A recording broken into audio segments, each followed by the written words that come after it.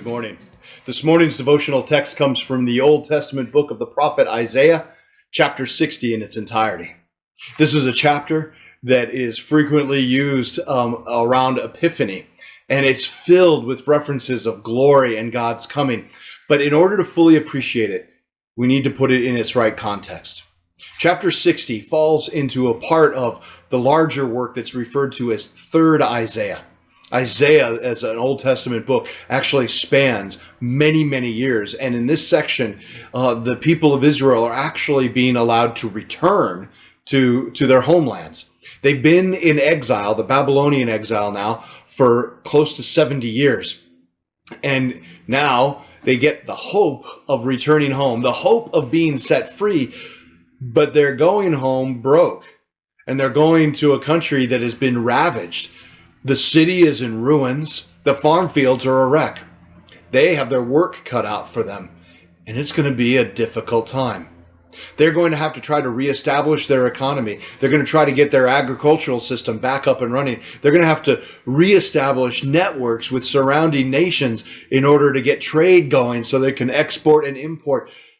They are in a tough spot because they're behind the eight ball, incredibly so. And they all know why they got there. They got there because of their own arrogance. Nationalistic pride had them held together with enthusiasm, but they had lost track of God and being obedient to God's will. The result was that they were invaded and taken prisoner and spent the 70 years of the exile across the region. Now, as they're returning home, they're pondering their brokenness, but still optimistic of what God has in store for them in the future.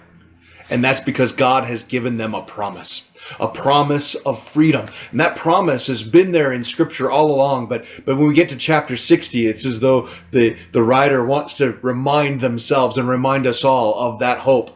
And it goes like this, right at verse 1.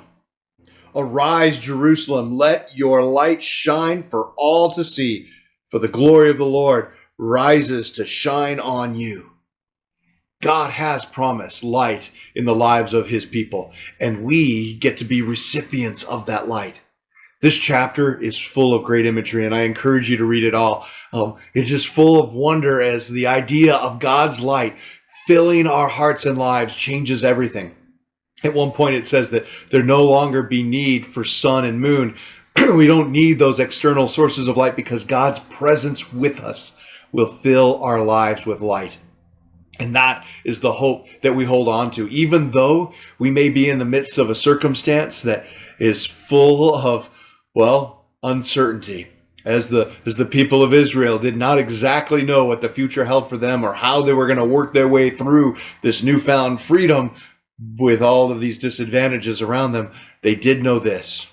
They worship the God who keeps his promises. And God's promise is this. We will be set free, and God's light will shine. We just have to be patient for it, which is what we're reminded of in the very last verse of the chapter when we find this. At the right time, I, the Lord, will make it happen. We live in a difficult season now, but we also live knowing of God's hope and knowing that that promise is real. So let our eyes stay focused on the light of God's love.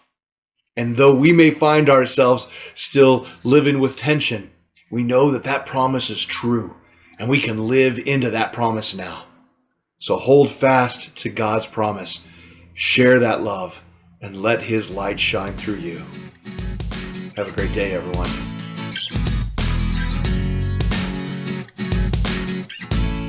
If these devotional videos are helpful to you, subscribe to our channel and click the notification button so you know when we post a new video. And of course, please share them with others.